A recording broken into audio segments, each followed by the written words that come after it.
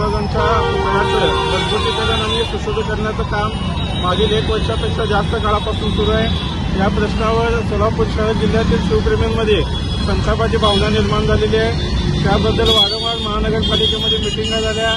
महापालिकेने वेळोवेळी छत्रपती शिवाजी महाराज जयंतीपूर्वी काम करू, संभाजी महाराज जयंतीला काम करू, राज्याभिषेक दिनाला काम संपवू अशी खोटी आश्वासनं दिली।